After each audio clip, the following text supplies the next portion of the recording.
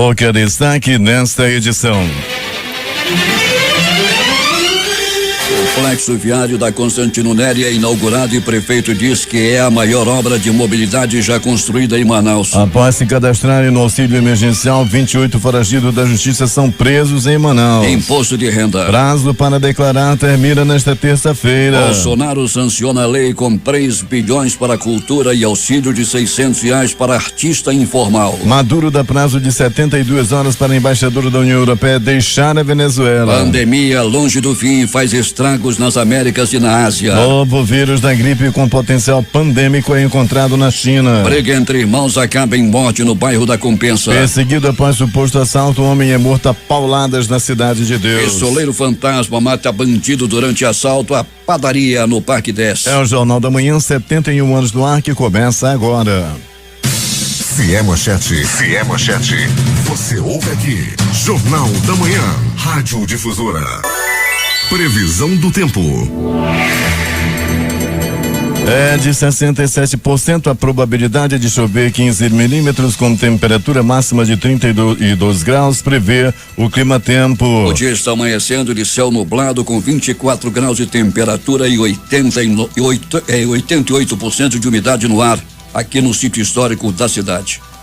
Os ventos estão calmos com 6 km/h de velocidade. É terça-feira, 30 de junho. Chegamos aos 181 dias do ano e faltam 185 para terminar 2020. Dia dos Santos Protomártires da Igreja de Roma. Também é o dia do caminhoneiro. Dia Internacional do Asteroide. Dia da mídia social. Dia Internacional do Profissional em Biotecnologia. Dia Nacional do Bumba Meu Boi. E o Dia do Fiscal Federal Agropecuário. Esta é a edição 44.742 do Jornal da Manhã. O Rio Negro baixou mais 2 centímetros de seu nível em relação ao mar. Estava ontem em 28 metros e 40 centímetros. A vazante estava em 12 centímetros. Os aeroportos Eduardo Gomes e o Militar de Ponta Pelada estão abertos para pousos e decolagens. Fatos marcantes da história. 1934, na noite das facas longas, Adolf Hitler manda matar vários membros do Partido Nazista, identificados por ele como possíveis inimigos no futuro. Em 1980, o Papa João Paulo II pisa em solo brasileiro pela primeira vez e visita uma cidade por dia ao longo dos 13 dias que passa no país. 2015, uma aeronave militar Hércules C-130 com 113 pessoas a bordo cai em um mar residencial em Medan, na Indonésia, resultando em pelo menos 116 mortes. 5h51 em Manaus. Local. Sejam bem-vindos ao Jornal da Manhã. Bom dia, Eduardo. Bom dia, Paulo. Bom dia ao sonoplasta Hernandes Sampaio e bom dia ao nosso repórter Alberto Pellegrini. Bom dia Paulo Guerra, bom dia PT, bom dia Eduardo Silva e bom dia você ouvinte do Jornal da Manhã. Pellegrini, temos céu nublado em Manaus e com temperatura de 24 graus, como dissemos ainda há pouco, e a meteorologia com o Climatempo prevendo 15 milímetros de precipitação pluviométrica, também conhecida como chuva. Muito bem, Paulo Guerra, e nós já temos chuvas em locais isolados na cidade. Onde estamos nesse momento, Paulo Guerra, por exemplo, aqui na Alameda Cosme Ferreira, proximidade da antiga Escola Agrotécnica, hoje IFAM, chove, Paulo Guerra, chove fino ainda, não é uma chuva ainda muito forte, mas o tempo está completamente nublado e o vento é bem forte por aqui. É verdade, o vento é forte. Pellegrini, um motorista chegou em casa transtornado, quebrou tudo, queria bater em todo mundo e fez a família de refém, depois liberou a família, ficou em casa e disse que ia se matar. Como terminou essa história aí no Beija-Flor, Pellegrini? Pois é, Paulo Guerra, terminou ele se entregando à polícia, Paulo, mas foram momentos tensos, momentos aí de muita mobilização por parte da polícia e de parentes do motorista, o motorista Ismael. Ele tem 50 anos de idade, Paulo, e chegou em casa tranquilo, né? Até aquele horário que ele chegou. Aí daí, Paulo Guerra, era por volta de 20 horas, quando começaram a se ouvir gritos dele quanto de familiares. De repente ele surtou, fez a esposa refém, tentou também dizer que explodia a casa com uma botija de gás. Por fim ele soltou a esposa, aí negociação com a polícia, ele soltou a esposa e depois ameaçava tirar a própria vida com uma faca. Pois é, Pellegrini, ainda bem que a polícia conseguiu contê-lo e ele foi levado para a delegacia. Foi levado, Paulo, para a central de flagrantes. Ele, naquele momento, pedia a presença dos filhos que o acompanhassem até a delegacia. A polícia rapidamente providenciou a presença das filhas. Tudo que estava na medida do possível era feito para que pudesse acalmar esse homem. Pois é, Peregrino, nesse instante no Rio de Janeiro está acontecendo uma operação contra milicianos no escritório do crime. Esse escritório é famoso, né, Peregrino? Ah, sim, Paulo, o escritório do crime é famoso, de lá que se desencadeia muita coisa aí, Paulo Guerra, e que acontece na cidade. Pois é, e lá esse grupo é investigado por série de homicídios, entre eles o atentado contra Marielle e Anderson Gomes. Peregrino, tivemos aí uma briga entre irmãos e um deles batia no pai, batia na mãe, foi isso, Peregrino? Foi isso, Paulo Guerra. Aí o irmão dele chegou em casa e acabou matando o próprio irmão, né? As informações dão conta de que o Darlison, que morreu, sempre espancava a mãe. E o irmão dele já havia prometido que se houvesse uma outra agressão, ele iria agir. E assim aconteceu, Paulo Guerra. Ele chegou em casa, o pai estava sendo agredido, a mãe também, as informações preliminares são essas, e ele, com uma arma caseira, acabou matando o irmão. Cidade de Deus, o homem é perseguido após um suposto assalto, Peregrino, e o que aconteceu com ele? Ele foi linchado, Paulo Guerra, apanhou até a morte. Foram murros, chutes, socos, pontapés, pauladas, uma secção de agressão, Paulo. Um linchamento aconteceu. Isso foi lá na rua Vasco da Gama, à noite de ontem, no bairro Cidade de Deus. Em uma padaria, Peregrino, no bairro do Parque 10, todo mundo estava ali comprando pão, comprando biscoito, comprando refrigerante e, de repente, o assaltante chegou. Anuncia o assalto, mas não contava com quem, Peregrino? Com o pistoleiro fantasma, Paulo Guerra, que estava lá. Pistoleiro estava merendando. Quando chegou o bandido, anunciou o assalto. Ele, na companhia de outro bandido que o esperava lá fora, ele anunciava o assalto, ameaçava matar todo mundo, ameaçava atirar nos funcionários da padaria, nos demais clientes. Quando o pistoleiro fantasma resolveu agir, Paulo Guerra, e atirou e acertou no nariz da vítima. O bandido morreu na hora. Daqui a pouco o Peregrino vai trazer todos os detalhes desses acontecimentos. Bom trabalho para você, bom trabalho para nós e até daqui a pouco. Muito bem, Paulo, dizendo que nesse momento, Paulo Guerra, vou abrir aqui a porta vou baixar um pouquinho o vidro do carro. Paulo Guerra, a chuva é muito forte. Estamos no posto de gasolina aqui na Alameda Cosme Ferreira, Paulo Guerra, e a chuva já é muito forte, com vento forte também nesse momento em toda a zona leste da cidade. Paulo Guerra. 5h56 em Manaus.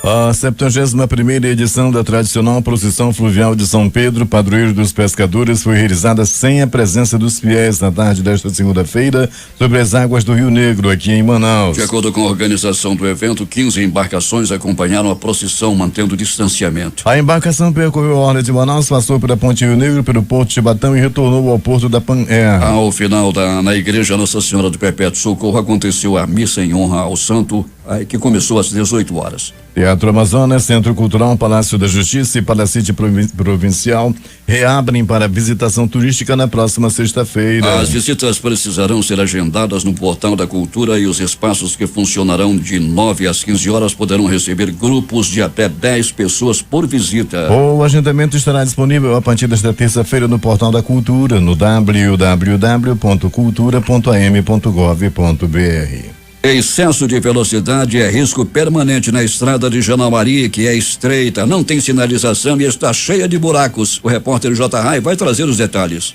A estrada de Janauari, com mais de 20 quilômetros de extensão, recebeu asfaltamento há cerca de 3 anos por parte do governo do estado. É a via de acesso a uma das comunidades mais ricas em atrativos turísticos do município de Iranduba e também interliga vários outros povoados adjacentes. Mas a estrada tem apenas 5 metros de largura, tem muitas curvas, não tem sinalização nem acostamento e está se enchendo de buracos. Some-se a isso o excesso de velocidade por parte de muitos condutores que trafegam por ali, principalmente principalmente nos fins de semana. O morador Ulisses Pinheiro procurou a reportagem para pedir providências ao governo do estado em relação à estrada de Janauari. Vim ajeitar aqui a estrada, sinalizar aonde é urbano, né? No último fim de semana, segundo o morador, um homem que caminhava pela margem da estrada foi atropelado e morreu na hora. Outras pessoas, de acordo com Ulisses Pinheiro, também já sofreram acidentes na mesma via. Ela está muito perigosa, os buracos começaram a aparecer, principalmente nas comunidades onde passa muitos carros pesados e próximo à escola não tem lombada, não tem sinalização, então fica muito perigoso os finais de semana, devido às pessoas virem para os loteamentos, ver os seus terrenos, fica muito difícil andar, que não tem acostamento, meio fio, nada. Isso causa perigo para quem está andando, né, pelas laterais da pista, né? Uma criança já está tetraplégica, a outra lá no 6 também está na mesma condição por causa de acidente. Filho do senhor Diamantino, Mário, faleceu sábado por questões de alta velocidade. Ele estava na caminhada próxima a que não tem meio fio, né? E o carro passou por cima dele, né?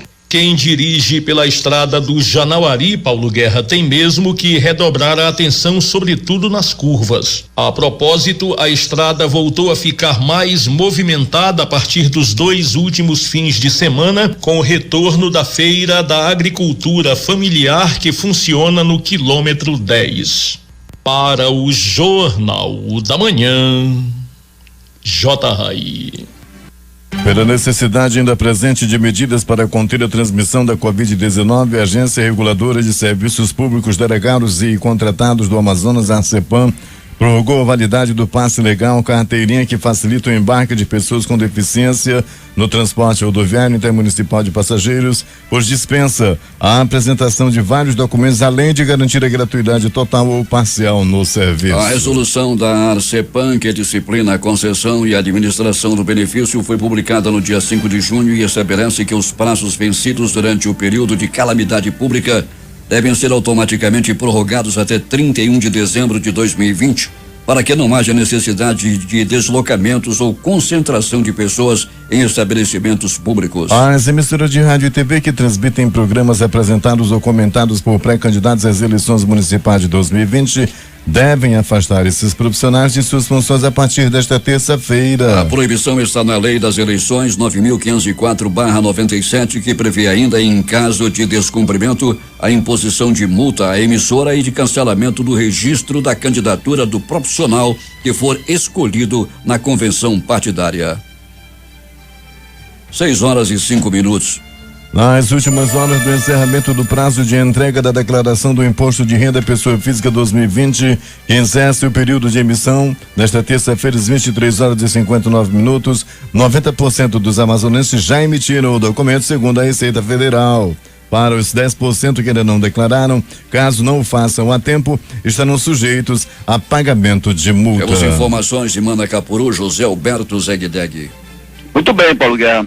Comunidade do Arapapá, zona rural de Manacapuru, conquista mais uma obra de grande importância para aquela comunidade. Depois da pavimentação da estrada em concreto armado, agora é a vez da ponte do Lago Preto, que depois de 30 anos de espera, está muito perto da realidade. O representante Almide Paula, da comunidade, um dos maiores incentivadores da construção da ponte, destaca a importância da obra para os comunitários. É verdade, Zé. O Arapapá respira novos ares, uma vez que nós temos um gestor, o prefeito Beto, que olha com muito carinho para a nossa comunidade. Por mais de 30 anos, o Arapapá vivia largado, desassistido, e hoje nós temos um gestor que tem um olhar atencioso, um olhar carinhoso, não só com o Arapapá, mas com o povo da zona rural de Manacapuru. Uma vez que a sobreexistência do povo do Arapapá é a agricultura familiar, o setor primário. Então a ponte é de fundamental importância, ela vai proporcionar o ir e vir dos moradores, tanto da comunidade de São Raimundo, quanto a comunidade de São Francisco. A escoação da produção rural desse povo vai ser de extrema importância essa ponte, vai facilitar muito, vai viabilizar a produção rural da nossa gente, a escoação de produtos. Então nós somos muito gratos ao prefeito Beto, gratos também a todos os parceiros que têm contribuído direto e indiretamente para esse grande projeto. A Almide Paula disse que está em andamento um projeto base para mais um sonho dos arapapaenses, que é a estrada à margem esquerda do Rio Solimões, que ligará o Arapapá à comunidade do Jandira, no município de Iranduba. De Manacapuru, Zeg para o Jornal da Manhã. 6h07 em Manaus. Governador Wilson Lima lança a primeira fase do sistema de gestão prisional.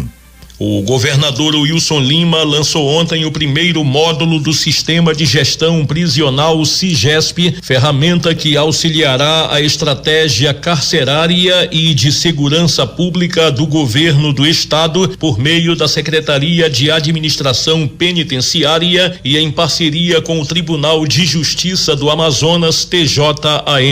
O lançamento aconteceu na sede do tribunal no Aleixo, onde também ocorreu a inauguração do Sistema de Segurança Institucional do Poder Judiciário. Com a implantação do SIGESP, o Estado poderá controlar toda a cronologia de um cidadão no sistema prisional, desde o momento da prisão, passando pela audiência de custódia, recebimento na unidade prisional, saídas e até em caso de fuga. O sistema valerá para todos os tipos de regime: fechado, aberto, semiaberto e diferenciado, com possibilidade de emissão automática da certidão carcerária do detento. Wilson Lima destacou que a solução tecnológica vai dar mais agilidade e transparência ao sistema prisional do Amazonas. A possibilidade de se ter uma certidão carcerária praticamente em tempo real, um documento que leva às vezes meses para se ter acesso e para resolver a vida de quem está numa situação de encarceramento, faz uma diferença muito grande. O governador também disse que a tecnologia pode aproximar as pessoas e ajudar a resolver problemas. O que a gente está fazendo aqui hoje, o lançamento que a gente está fazendo aqui hoje, é um exemplo muito claro do quanto a tecnologia pode sim aproximar as pessoas, do quanto ela pode nos ajudar, pode diminuir a questão da burocracia, aumentar controle, aumentar transparência e, sobretudo, trabalhar para melhorar a vida das pessoas. Wilson Lima também participou do lançamento do Integra TJAM, projeto do Tribunal de Justiça que contempla uma série de medidas para aprimorar a segurança de servidores, magistrados e demais cidadãos que acessam as unidades judiciárias de Manaus. Durante o lançamento, o governador destacou os avanços do Tribunal de Justiça na área da tecnologia durante a presidência do desembargador Iedo Simões de Oliveira. Eu tenho acompanhado desde o início da sua gestão a vanguarda que o senhor tem imprimido à frente desse tribunal no que diz respeito à implantação de tecnologia, inclusive com o processo de digitalização do Tribunal de Justiça do Amazonas, levando sobretudo esse serviço para o interior, que é uma área que o senhor conhece muito bem e sabe a dificuldade que o caboclo tem lá, né? A dificuldade que é ter acesso a serviços básicos, serviços essenciais como a justiça, isso é cidadania. O desembargador Iedo Simões ressaltou que o Amazonas é pioneiro na implantação dessas novidades que vão trazer um grande impacto positivo na administração pública do estado. Não só do Tribunal de Justiça, mas também do governo do estado, porque ela une o sistema de segurança do estado com o PEJAM, com o Ministério Público, com todos os segmentos da sociedade, propiciando uma melhoria na nossa comunicação, na nossa segurança. 6h11 em Manaus.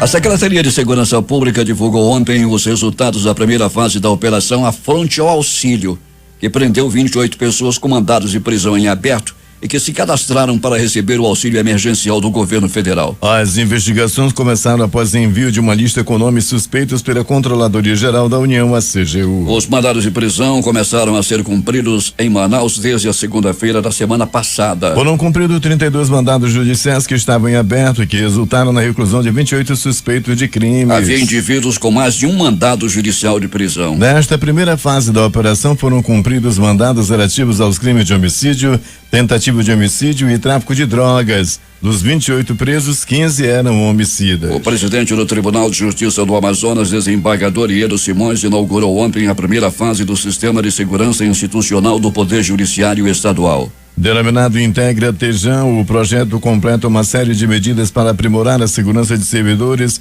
magistrados, estagiários, operadores do direito e demais cidadãos que acessam as unidades judiciárias da capital diariamente. O Amazonas diagnosticou mais 244 casos de Covid-19 ontem, sendo 8 casos confirmados por exame de biologia molecular RT-PCR e 236 por testes rápidos, totalizando 69.893 casos confirmados do novo coronavírus no estado, segundo o boletim epidemiológico consolidado pela Fundação de Vigilância em Saúde do Amazonas. No interior, Coari continua liderando os casos da doença, com, além da capital, 60 municípios têm casos confirmados. Coari 3.720, seguido de Maracapuru 3.130. A organização não governamental Transparência Internacional aponta Manaus como a capital que mais cresceu em transparência com gastos relacionados ao combate à Covid-19. Um aumento de 63 pontos em relação ao primeiro levantamento realizado pela ONG. No mês passado, Manaus chegou a 94,9 pontos, índice considerado ótimo, ficando atrás apenas de João Pessoa, na Paraíba, que atingiu a pontuação máxima de 100 pontos. O ranking foi divulgado nesta segunda-feira e é considerado um dos principais índices de transparência de gastos de municípios e estados com a pandemia do novo coronavírus. O Tribunal de Contas do Amazonas realizará no dia 17 de julho a primeira webconferência para discutir desmatamento e queimadas na Amazônia. A partir disso, o evento online contará com especialistas renomados. Entre eles, Carlos Nobre, um dos ganhadores do Prêmio Nobel da Paz de 2007. De acordo com o órgão, o evento faz parte de ações iniciadas este ano, sobretudo com a criação de comitê interinstitucional de combate a desmatamentos e incêndios na Amazônia. Além de Nobre, participarão o ex-diretor do Instituto Nacional de Pesquisas Espaciais, Ricardo Galvão. Além disso, o pesquisador e biólogo Ismael Nobre também fará parte do CETAM. A Câmara Municipal de Manaus confirmou nesta segunda-feira que as atividades presenciais serão retomadas nesta quarta-feira, dia 1º de julho, sem a presença do público externo. A volta aos trabalhos será feita de forma gradual e foi oficializada por meio de ato da mesa diretora, com base nos critérios apresentados por autoridades médicas e sanitárias para o controle da pandemia do novo coronavírus. O ex-secretário de Saúde do Amazonas, Rodrigo Tobias, prestou esclarecimentos durante a reunião da Comissão Parlamentar de Inquérito da Assembleia Legislativa nesta segunda-feira. Tobias declarou que colocou o cargo à disposição por não ter apoio do governo do estado e por se recusar a assinar o projeto Anjo da Saúde, idealizado pela Agência Amazonense de Desenvolvimento Econômico e Social, a ADES, com a coordenação de Carla Polatti. O ex-secretário de Saúde do Amazonas declarou que era contra a compra de 28 respiradores por mais de R$2 milhões, investigada por suspeita de sobrepreço, mas que foi convencido a autorizar o início do processo. Uma pauta diversificada que relaciona 50 projetos industriais com linhas de produção que vão de aparelhos para testagem de amostras sanguíneas e máscaras descartáveis a telefone celular, motonetas e processamento de alimentos regionais. Esse é o foco da primeira reunião virtual do Conselho de Desenvolvimento do Estado, o CODAN, que será realizada nesta terça-feira a partir das 10 horas da manhã. Os projetos industriais incluídos na pauta estão estimados em R$1,578 bilhão, com geração de 2.815 empregos no período de até 3 anos. 6h16 em Manaus. A maior obra de mobilidade urbana da capital, o Complexo Viário Ministro Roberto Campos, localizado entre as ruas Pará e João Valério, na Avenida Constantino Neri, foi entregue ontem pelo prefeito Arthur Neto. A obra faz a interligação entre as zonas Oeste e Centro-Sul por 2 passagens subterrâneas e Norte-Sul por uma plataforma principal, melhorando o fluxo no trânsito e o transporte de passageiros para as demais zonas da cidade. Em outubro, a terceira estrutura desse tipo será entregue, a do Manoa, na Zona Norte. Ao encerrar a placa inaugural ao lado da presidente do Fundo Manaus Solidária, a primeira-dama Elizabeth Valeico Ribeiro, que também preside a Comissão Especial de Paisagismo e Urbanismo, o prefeito destacou que com investimento de R$63 milhões, o complexo foi construído em 15 meses, com um cumprimento fiel do prazo contratual. É isso, aqui nós fizemos uma obra que acabou custando cerca de R$600 mil a menos do que o que havia sido projetado. Era 64 e tal e ficou 63 e quebrados. E o que a gente pode economizar, a gente economiza. Agora eu queria que a gente meditasse. Por que a paralisia completa? As pessoas falam, mas cadê a paralisia?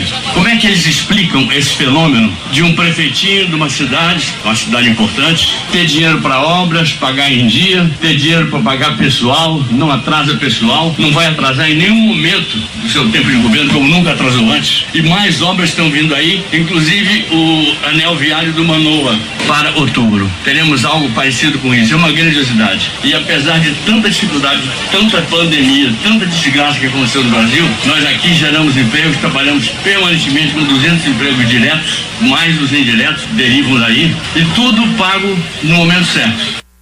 Pela terceira vez, o prefeito de Manaus, e falando faltando 6 meses para a conclusão do mandato, Arthur Virgílio tem dito que o principal legado de seu governo será a própria gestão, pautada pela saúde financeira.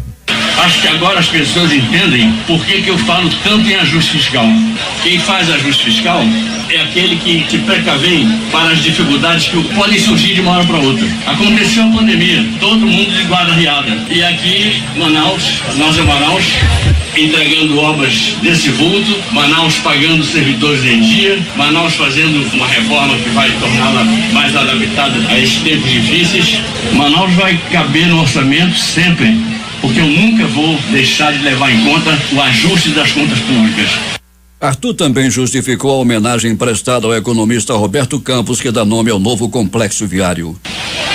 O importante é entregar esta obra no prazo recorde de 15 meses, uma obra que homenageia um grande amigo do Amazonas, Roberto Campos. Os mais novos podem perguntar, quem foi Roberto Campos? Eu responderia, um dos maiores economistas que o Brasil já teve, foi senador, foi embaixador, foi ministro, foi deputado federal, foi tudo. Mas o importante mesmo é que, aconselhado por um conterrâneo nosso, que era muito amigo dele, o Arthur Amorim, o Roberto Campos, que era ministro do Planejamento do Marechal Castelo Branco, foi o primeiro governo militar, depois de 64, ele fez a cabeça do Castelo Branco, para que o Castelo Branco, usando dos poderes que detinha, fizesse a instalação da Zona Franca de Manaus. Ele merece essa homenagem.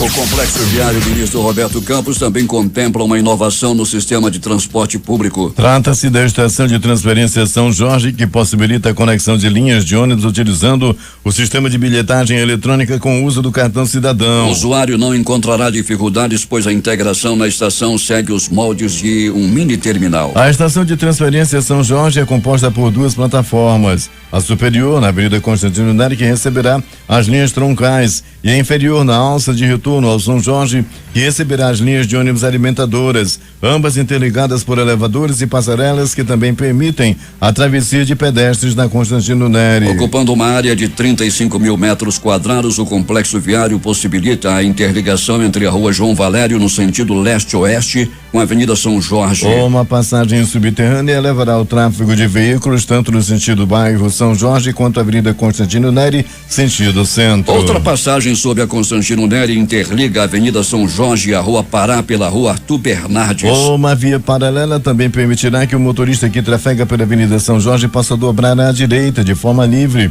para acessar a Avenida Constantino Neri. Isso deixará para trás um passado de congestionamentos na região, acabando com 7 semáforos que existiam no local e que agora dão lugar a mais fluidez no trânsito. O acesso do bairro São Jorge à Zona Norte se dá pela Rua João Alfredo, logo depois da passagem subterrânea de acesso à Rua Pará. E para fazer o itinerário no sentido bairro, o condutor deverá entrar na passagem subterrânea de acesso à Rua Pará e convergir à direita na Rua João Alfredo, que terá o sentido de direção invertido. Assim poderá acessar a Rua São Geraldo, que também será invertida, e chegar à Avenida Constantino Neri, seguindo em direção à Zona Norte. Polícia. Alberto Pellegrini. Muito bem, Paulo Guerra e ouvintes do Jornal da Manhã. Vamos começando o nosso noticiário policial, Paulo Guerra, dizendo que no pronto socorro Platão Araújo, uma pessoa deu entrada vítima de agressão física. Pense na pisa que esse pino levou. Apanhou a murros, chutes, socos, pontapés e alguns bofetes. As primeiras informações dão conta de que esse peão estava batendo na mulher. Olha, daí chegaram os cunhados e meteram a pisa nesse pilantra. Apanhou e apanhou muito. As informações dão conta de que ele estava todo valente lá pro lado da mulher dele, que ia bater, que ia esfolar, que ia matar, que ia não sei o quê, mas aí quando chegou os demais parentes, ele afinou e acabou levando uma pisa. Isso aconteceu, Paulo Guerra e ouvintes do Jornal da Manhã, na Rua Preciosa, no bairro Jorge Teixeira.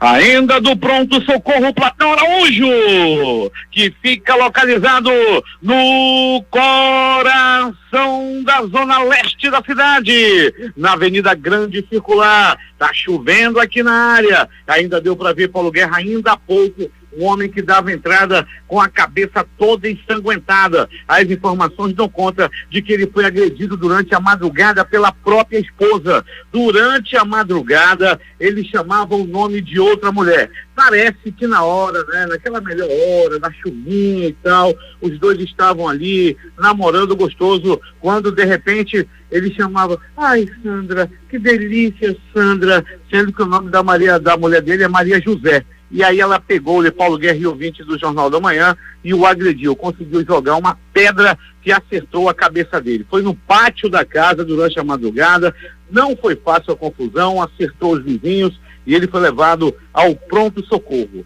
Você que tem outra, todo cuidado é pouco. Vou dar uma dica, hein? Para quem tem outra, é só chamar de amor, de querida, que é para não confundir os nomes, meu irmão. Deixa de ser besta. E acabou levando uma paulada, uma pedrada, melhor dizendo, na cabeça.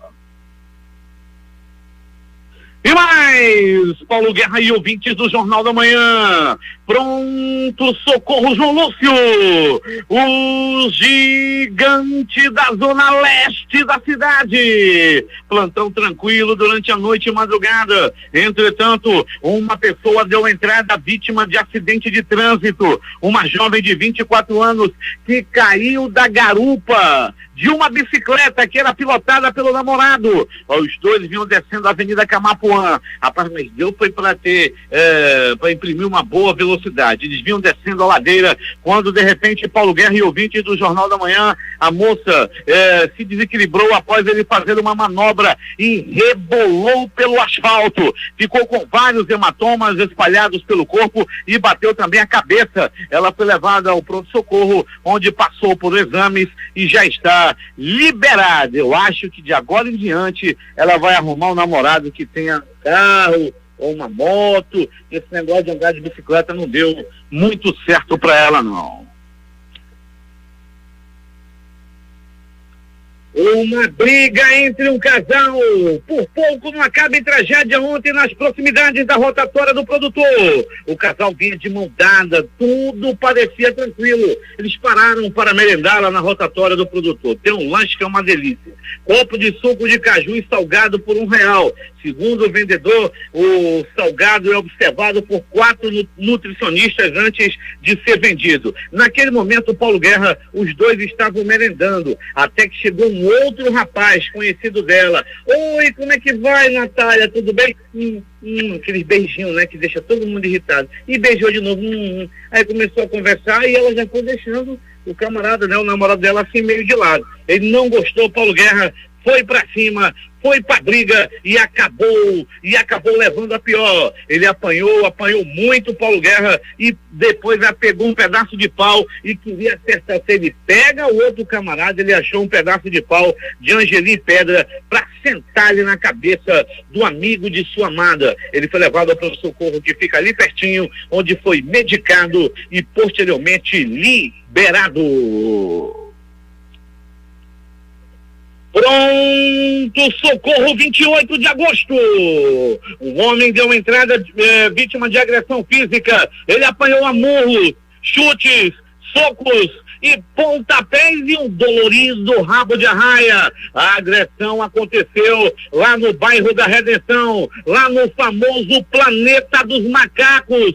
terra da Ana Priscila, professora, pedagoga, formada num monte de coisa, e ela está indo nesse momento para o município de Iranduba e nos passou a informação. Foi lá no Planeta dos Macacos que aconteceu o crime, essa agressão, e quem nos passou a informação foi a imperadora lá do Planeta dos Macacos, a Ana Priscila.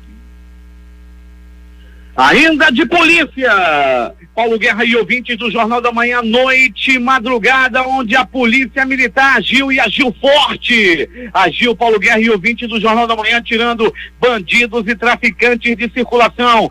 Várias blitz foram realizadas, muita polícia na rua. Foi como aconteceu também lá na área da 4ª Sicom, bairro Grande Vitória, agora sitiado pela polícia. É muita polícia. Após o pedido da comunidade, esse pedido foi atendido. Foi divulgado aqui na difusora que os bandidos estavam fazendo graça lá na área de próxima à Igreja Católica do bairro. Sargento Moraes esteve com sua viatura no local e afugentou os bandidos. O comandante da 4ª Sicom também, Major Pedro Henrique, nas ruas do bairro, a fim de levar um melhor policiamento, e está conseguindo. Grande trabalho do Major Pedro Henrique à frente da 4ª Sicom, com seu fiel escudeiro, o Sargento Moraes.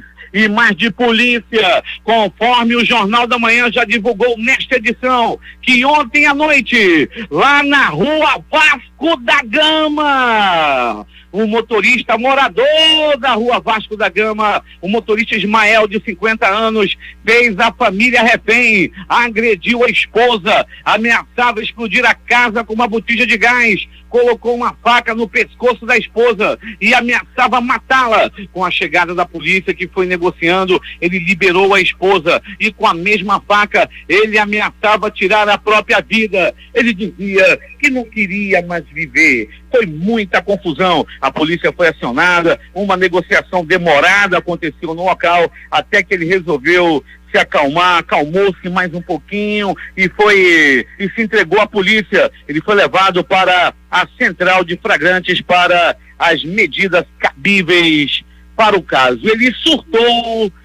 surtou por causa de carro, tinha uma confusão envolvendo o filho, o carro, a mulher, enfim. Então, todo cuidado é pouco para você aí que está com problema familiar, geralmente causada por amante, pelas intrusas do amor. Esse negócio de amante é muito perigoso. É por isso que eu não tenho. É agora as notícias do Instituto Médico Legal. Saiba agora quem foi para a pedra nas últimas horas na cidade. Você que já leu a Bíblia, já viu ou já ouviu? Caim matou Abel, irmão matou o irmão, e isso aconteceu. O Caim dos tempos modernos estava no bairro da Compensa no dia de ontem. Paulo Guerra e ouvintes do Jornal da Manhã, um irmão matou o outro. O Darlison morreu nas mãos do Douglas. Os dois estavam brigando, os dois estavam se desentendendo. Segundo as informações, o Darlison de vez em quando gostava de bater no pai e na mãe. Daí ontem parece que estava havendo uma confusão lá entre o Darlison e os pais, até que chegou o Douglas, chegou armado com uma arma caseira e ele disparou. Dois balaços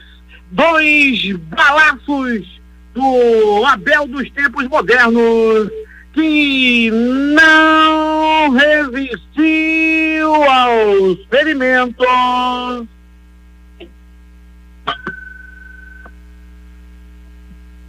e morreu. O crime aconteceu, repito, no bairro da Compensa. Paulo Guerra e ouvintes do Jornal da Manhã, um assaltante morreu quando estava cometendo assalto. Tudo aconteceu, Paulo Guerra e ouvintes do Jornal da Manhã, na rua Vasco da Gama, no bairro Cidade de Deus. Um assaltante morreu linchado após cometer assalto lá no bairro. Ele acabou morrendo a murros, chutes, socos e pontapés. Um pistoleiro fantasma agiu novamente. Paulo Guerra e ouvintes do Jornal da Manhã, um bandido na companhia de um comparsa estava cometendo um assalto em uma padaria, uma panificadora lá no bairro do Parque 10. O bandido chegou, entrou na padaria, anunciou o assalto, ameaçava matar todo mundo, apontava a arma para um, apontava a arma para outro, dizia que ele ia matar quem se mexesse. Daí Paulo Guerra, ele apontava a arma para os funcionários da padaria, estava levando toda a renda da padaria, quando um dos frequentadores que estava tomando um cafezinho, era o pistoleiro fantasma, ele sacou a arma e disparou um único balaço que acertou o nariz da vítima, que não resistiu aos ferimentos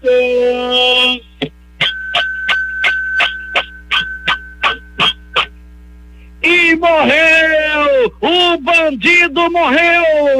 O passarinho da morte cantou para o bandido, que partiu dessa para pior. O Instituto Médico Legal realizou nas últimas 24 horas 47 exames de corpo de delito. E essas foram as notícias da noite e madrugada. É contigo, Paulo Guerra. Últimas notícias. Em um dia de divulgação de indicadores econômicos no Brasil e de alívio no mercado internacional, o dólar caiu pela primeira vez em 3 sessões e a Bolsa de Valores teve forte alta. O dólar comercial encerrou esta segunda-feira vendido a R$5,42. O índice Bovespa da B3, a Bolsa de Valores brasileira, fechou esta segunda-feira aos 95.735 pontos, com alta de 2,03%. As bolsas asiáticas fecharam em alta nesta terça-feira após dados de atividade positivos da China ajudarem a distrair os investidores das tensões entre chineses e americanos em torno de Hong Kong. Em outras partes da Ásia, o índice acionário japonês Nikkei teve alta de 1,33% em Tóquio hoje. Na Oceania, a bolsa australiana ficou no azul após o vice-presidente da RBA, como é conhecido o Banco Central do país, Guy Debelle, dizer que a economia doméstica vai precisar de considerável suporte por um longo período, ainda em meio à pandemia de coronavírus. O Standard & Poor's ASX 200 terminou o pregão em Sydney com alta de 1,43%. Auxílio emergencial. Caixa acredita benefício a 8,8 milhões de trabalhadores nesta terça. Banco conclui pagamento da terceira parcela para quem está no Bolsa Família e paga novas parcelas aos beneficiários fora do programa nascidos em março e abril. PIS/PASEP 2020-2021. Pagamento do abono salarial para correntistas da Caixa e do BB começa nesta terça-feira. Trabalhadores que são correntistas desses bancos vão receber o crédito em conta. Pagamento até o final do primeiro semestre do ano que vem. O IBGE divulga hoje dados de maio sobre o desemprego. No trimestre encerrado em abril, a taxa de desemprego no Brasil subiu para 12,6%, atingindo 12,8 milhões de pessoas, com um fechamento de quase 5 milhões de postos de trabalho. Já o Banco Central divulga os resultados de maio das contas do setor público consolidado, que englobam o governo federal, estados, municípios e empresas estatais. Em abril houve um déficit primário de 94,303 bilhões de reais. A economia brasileira fechou 331.901 vagas de trabalho com carteira assinada em maio, informou ontem à noite o Ministério da Economia ao divulgar os números do Cadastro Geral de Empregados e Desempregados, o CAGED. Entre março e maio, durante a pandemia do coronavírus, foram fechados 1,487 milhão de vagas formais. O país registrou em maio 703.921 contratações e 1.035.822 demissões. Termina nesta terça-feira, às 23h59, o prazo para entregar a declaração do Imposto de Renda 2020 referente ao ano base 2019. A Receita Federal espera o envio de 32 milhões de declarações. Neste ano, em razão da pandemia de coronavírus, a Receita Federal adiou em 2 meses o prazo para a entrega da declaração. O prazo inicial era 30 de abril. E a Receita Federal vai pagar hoje as restituições do segundo lote do Imposto de Renda de Pessoa Física 2020 relativo ao ano base 2019. Ao todo serão creditados 5,7 bilhões de reais a 3,3 milhões de pessoas, o maior valor para um lote de restituição em todos os tempos, segundo a Receita. 6h42 em Manaus, que tem tempo instável com chuvas e temperatura de 24 graus. Pesquisa Datafolha, publicada pelo site do jornal Folha de São Paulo ontem, aponta que a maioria da população é contra a reabertura do comércio e dos serviços. Segundo o levantamento, 52% dos entrevistados avaliam que prefeitos e governadores estão agindo mal ao liberar a reabertura do comércio e serviços no meio da pandemia, enquanto 42% dizem que eles estão agindo bem. 6% não souberam responder. Repetindo, isso é uma pesquisa da Folha de São Paulo. Bolsonaro sanciona a lei com 3 bilhões para a cultura e auxílio de R$600 para artista informal, diz o Planalto. O objetivo do projeto é ajudar profissionais da área e organizadores de manifestações artísticas que perderam renda em razão da crise do coronavírus. Dinheiro vai para estados e municípios. Coronavírus. Brasil passa de 58 mil mortes e mais de 1,3 milhão de casos. O consórcio formado pelos veículos de imprensa registrou 727 mortes nas últimas 24 horas. O Ministério da Saúde confirmou 692 óbitos. A vacina contra o Covid-19, desenvolvido pela Universidade de Oxford na Inglaterra com testes no Brasil, poderá ficar disponível à população ainda este ano. A afirmação foi feita por Maria Augusta Bernardini, diretora médica do Grupo Farmacêutico AstraZeneca. O Grupo Anglo-Sueco participa das pesquisas da Universidade Inglesa em parceria com a Universidade Federal de São Paulo. Queiroz nega em depoimento à Polícia Federal vazamento de investigação para Flávio Bolsonaro. Nesta segunda-feira, o ex-assessor prestou seu primeiro depoimento. Ele contou que nunca teve informações antecipadas sobre operações. Fabrício Queiroz contou que seu desligamento do gabinete de Flávio Bolsonaro na Assembleia Legislativa do Rio aconteceu porque ele queria cuidar da saúde e estava cansado de atuar como assessor político. O presidente da Venezuela, Nicolás Maduro, anunciou nesta segunda-feira a decisão de expulsar do país a embaixadora da União Europeia, Isabel Brilhante Pedros, nas próximas 72 horas. Decidi dar 72 horas para que a embaixadora da União Europeia em Caracas abandone o nosso país, declarou o mandatário. A medida tomada por Maduro é uma resposta às sanções impostas pelo Bloco Europeu a 11 venezuelanos por atos contra a democracia e o Estado de Direito no país sul-americano. Será disponibilizado um avião para que ela saia do país. O parlamento chinês aprovou nesta terça-feira a controversa Lei de Segurança Nacional para Hong Kong, informou a imprensa do território semi-autônomo, levantando temores de uma repressão por qualquer oposição política na ex-colônia britânica. O Parlamento Nacional de Pequim adotou o texto por unanimidade. Esta lei, cujo objetivo declarado é reprimir separatismo, terrorismo, subversão e conluio com forças externas e estrangeiras, visa restaurar a estabilidade da ex-colônia britânica, que foi palco no ano passado de manifestações em massa contra o governo central.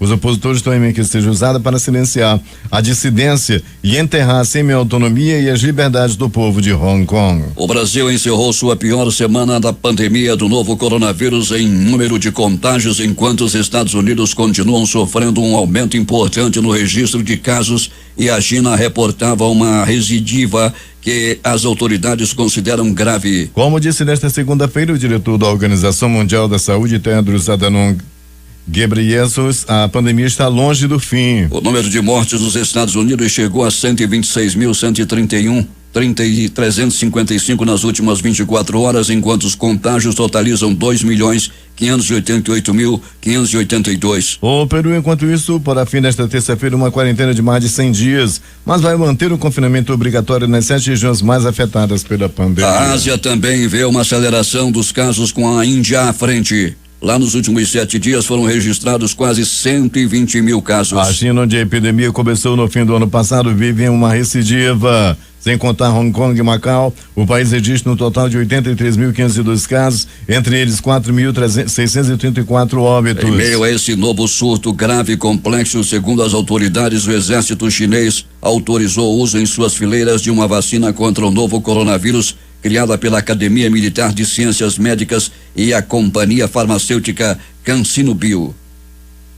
Uma nova cepa do vírus da gripe com potencial de causar uma pandemia foi identificada na China, segundo um novo estudo. Essa linhagem surgiu recentemente e tem os porcos como hospedeiros, mas pode infectar seres humanos, dizem os autores da pesquisa. Os cientistas estão preocupados com o fato de que ela poderia sofrer uma mutação ainda maior se espalhar facilmente de pessoa para pessoa e desencadear assim um surto global. Eles dizem que a cepa tem todas as características de ser altamente adaptável para infectar seres humanos e precisa ser monitorada de perto. Como se trata de uma nova linhagem do vírus influenza que causa a gripe, as pessoas podem ter pouca ou nenhuma imunidade a ela. A nova cepa de gripe identificada na China é semelhante à da gripe suína de 2009, mas com algumas mudanças. Até o momento não representou uma grande ameaça, mas o professor Kim Shou-chang e colegas que o estudam dizem que devemos ficar de olho nele.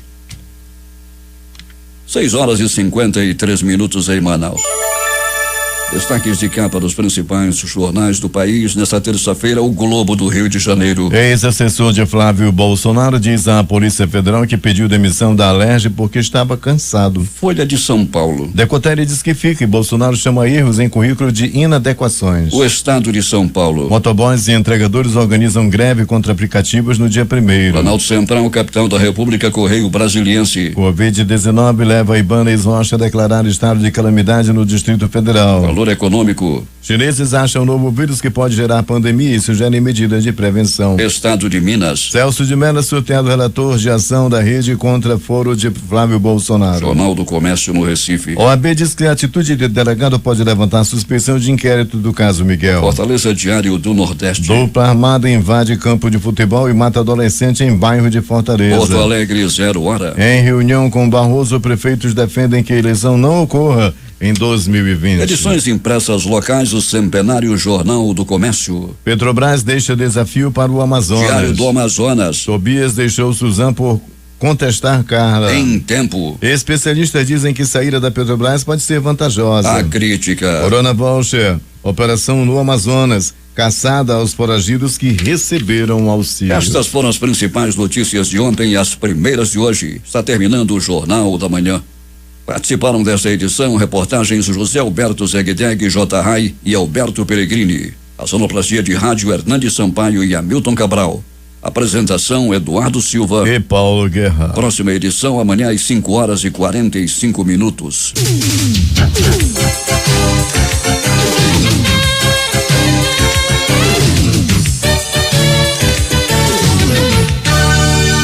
Difusora, o amor do Amazonas está no ar.